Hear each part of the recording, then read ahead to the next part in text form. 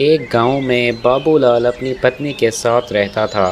सभी गांव वालों का मानना था कि उसकी पत्नी सुषमा एक चुड़ैल है, लेकिन वो हमेशा गांव वालों की बातों को अनसुना कर देता। फिर एक दिन रात के वक्त बाबूलाल सो रहा होता है, तभी सुषमा धीरे से उठती है और घर से बाहर निकल जाती है और चलते चलते चुड़ैल में बदल जाती है। फिर वो पास के गांव में घुस जाती है। सभी लोग अपने अपने घरों में सो रहे होते हैं। वहीं एक औरत घर से बाहर सो रही होती है। वो चुड़ैल उसके पास जाती है और उसे गर्दन से पकड़कर हवा में उठा लेती है। अरे ये कमबख्त चुड़ैल कहाँ से आ गई? अरे गांव वालों कहाँ हो, मुझे बचाओ। तभी चुड़ैल अपना मुंह खोलती है और उस औरत के शरीर से जान निकाल देती है। फिर औरत का सर उसके शरीर से गायब हो जाता है और देखते ही देखते चुड़ैल के दो सर हो जाते हैं।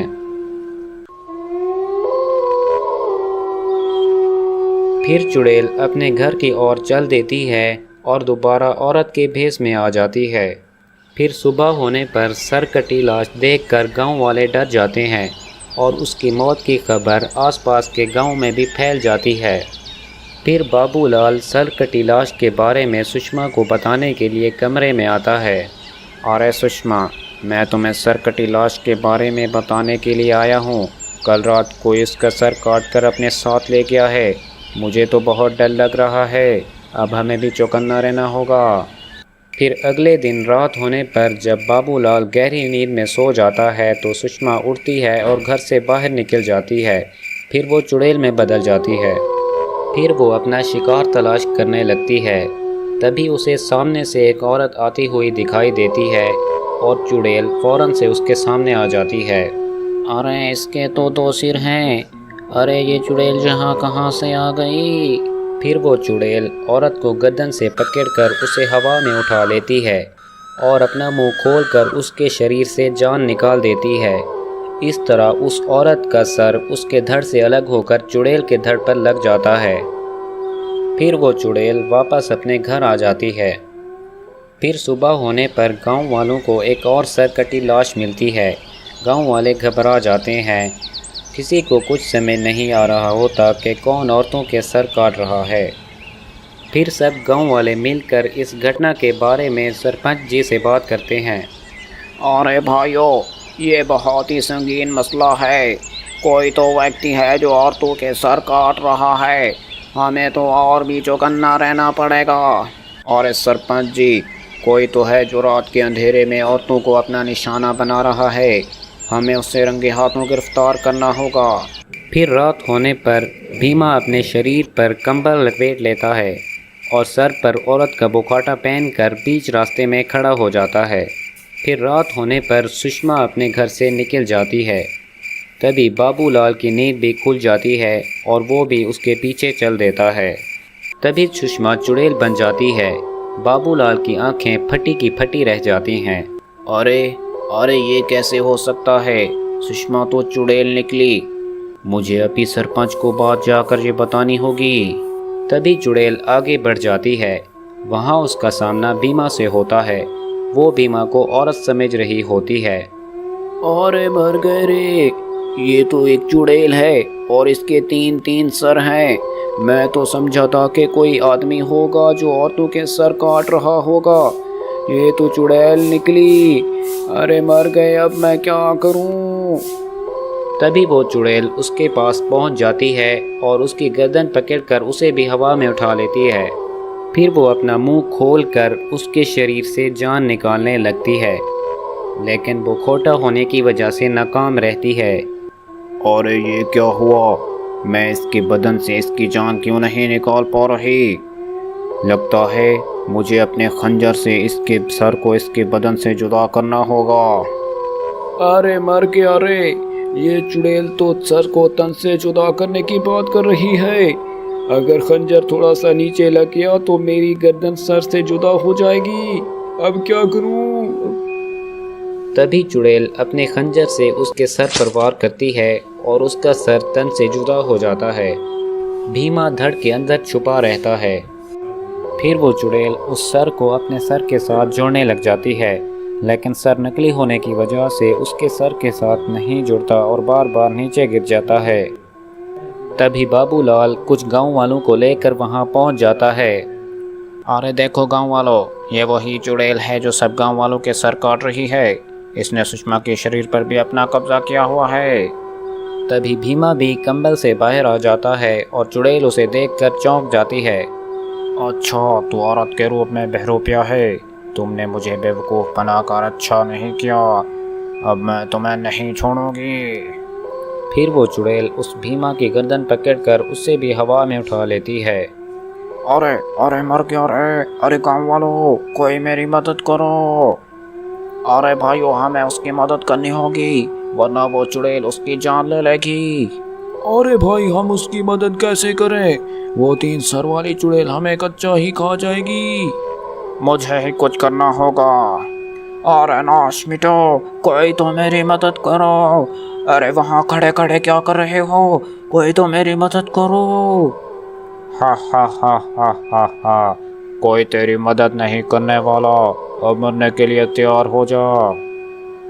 तभी बाबूलाल वहां हाथ में खंजर लेकर पहुंच जाता है और अपने खंजर से चुड़ैल का एक सर उसके तन से जुदा कर देता है।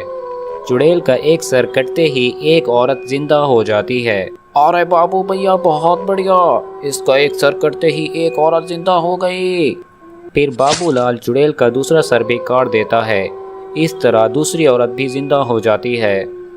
फिर ये देखकर बाबूलाल चुड़ैल के बचे हुए आखिरी सर पर भी हमला कर देता है। चुड़ैल का आखिरी सर कटते ही वो सुषमा में बदल जाती है और सुषमा के शरीर को अब चुड़ैल से हमेशा हमेशा के लिए निजात मिल जाती है। एक गांव के बाहर एक चुड़ैल का साया था। वो चुड़ैल एक सेब के बाग में रहती थी। जो कोई उस बाग में आता, चुड़ैल उसे मार कर खा जाया करती थी।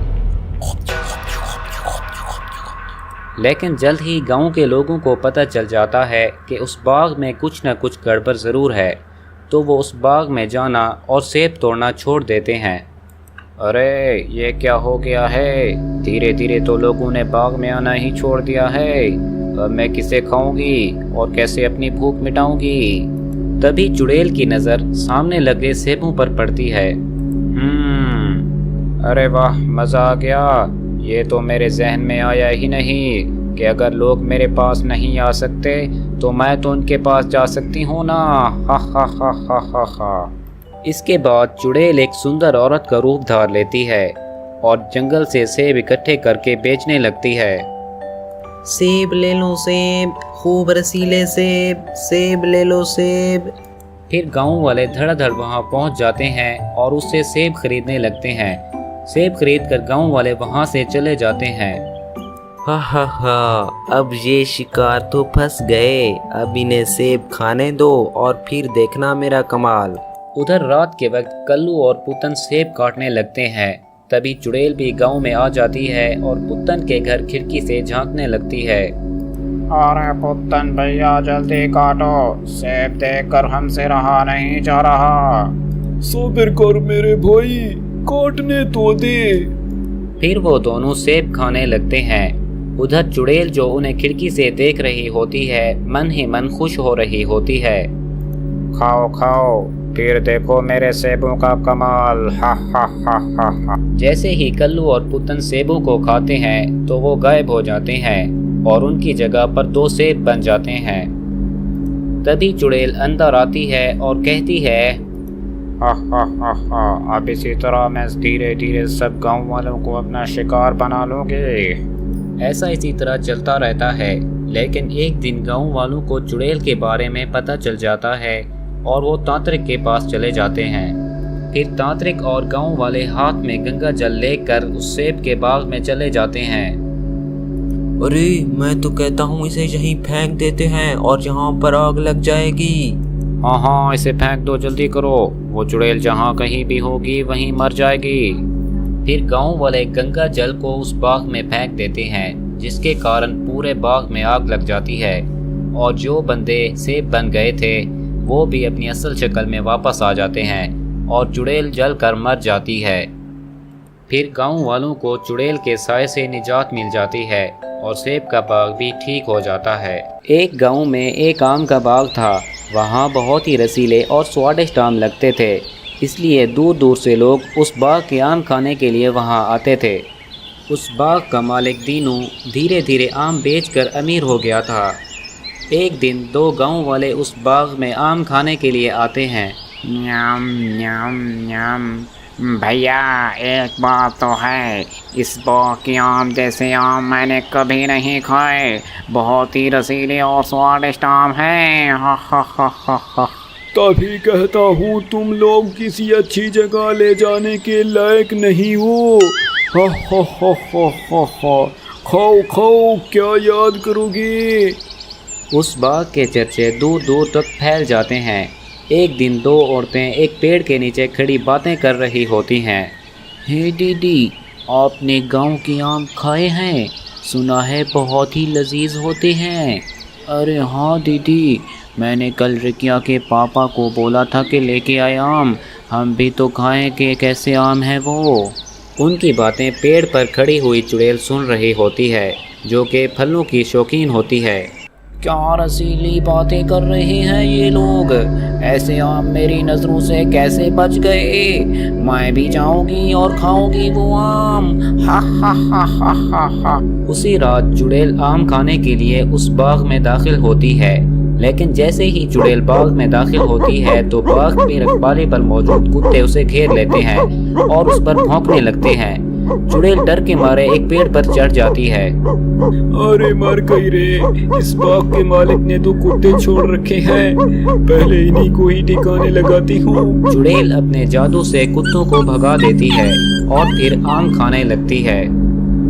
अरे वाह, क्या लजीज और स्वादिष्ट आम है। ऐसे आम मैंने तो तब भी नहीं खाए थे जब मैं जिंदा थी।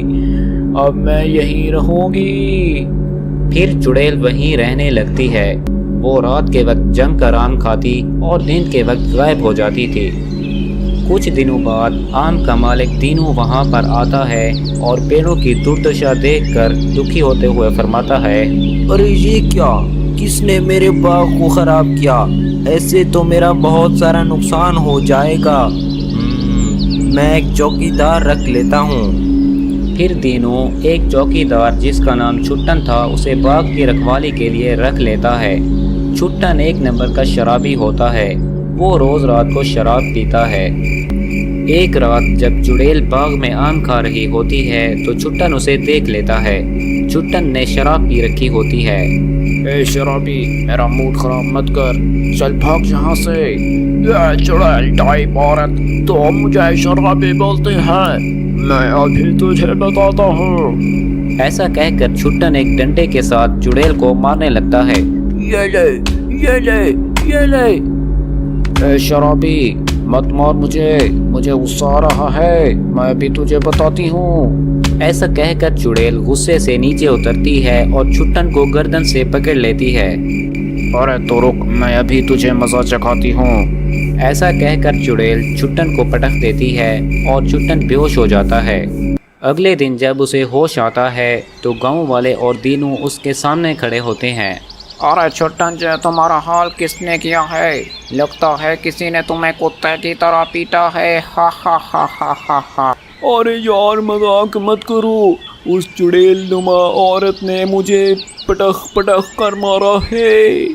हा हा हा हा हा हा। दारू पीकर इधर उधर गिरते हो और चुड़ैलों की कहानियाँ सुनाते हो। अब जाओ अपने घर और आराम करो। हा हा हा हा हा। ऐसा कहकर दीनू और गांव वाले वहां से चले जाते हैं। उसी रात दीनू अपने कमरे में सो रहा होता है, लेकिन छुट्टन की बातें उसे सोने नहीं देती। फिर दीनू उठकर अपने बाग में जाता है। उसे किसी के कुछ खाने की आवाज़ें आने लगती हैं। कौन हो, यहाँ पर क्या कर रहे हो? मैं इस बाग का मालिक हूँ, मेरे सामने आओ। दीनू की आवाज़ सुनकर चुड़ैल वहाँ पर आ जाती है। उसके एक हाथ में आम होता है। दीनू चुड़ैल को देखकर डर जाता है और चुड़ैल से कहता है, अरे देखो, तुम जो कोई भी हो, मेरे बाग से आम खाना बंद कर दो, वरना मैं पुलिस को बुलवा लूंगा। और सुन, पहले तो मैं यहाँ से चली जाती, लेकिन तुमने मुझे चुनौती देकर बहुत बड़ी गलती कर ली है। अब मैं कहीं नहीं जाऊंगी और तुम्हें भी नहीं जाने दूंगी। हा हा हा हा। ऐसा कहकर चुड़ैल दीनू को एक पेड़ के साथ बांध देती है और वहां से चली जाती है। अगले दिन दीनू को घर में ना पाकर राजू और गांव वाले उसे ढूंढते हुए बाग में पहुंच जाते हैं। अरे दीनू भैया, आप यहाँ पर? आपको बकरे की तरह किसने बांधा है? अरे चिड़ा नाच मिटे, मजाक मत कर, जल्दी से खोल। जैसे ही राजू दीनू को खोलने के लिए रस्सी को हाथ लगाता है तो उसे जोर से झटका लगता है। ओ, अरे इसमें तो करंट दौड़ रहा है, मैं तो मरते मरते बचा हूँ। फिर दीनू रात में होने वाला सारा वाकया गांव वालों को सुना देता है। अरे मेरे भाई, तुम फिक्र मत करो, इसका इलाज भी मेरे पास है। मैं एक बाबा को जानता हूँ और उसे बुला कर लाता हूँ। थोड़ी देर बाद राजू बाबा को बुला कर लाता है। उस वक्त रात भी हो चुकी होती है और चुड़ैल भी आ जाती है।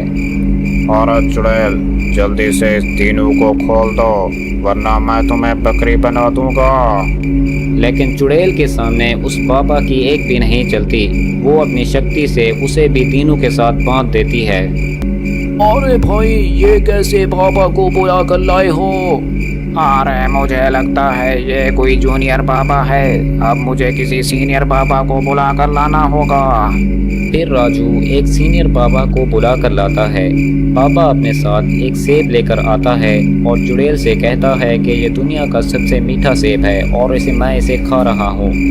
चुड़ैल जल्दी से अपनी शक्ति के साथ उसे हड़प कर जाती है और देखती है कि जो दुनिया का मीठा सेब है कि नहीं। लेकिन चुड़ैल के अंदर वो उसकी शक्तियाँ कम कर देता है और फिर चुड़ैल आहिस्ता आहिस्ता ख़त्म हो जाती है और फिर दीनू और उसके साथ जूनियर बाबा वो भी आज़ाद हो जाते हैं।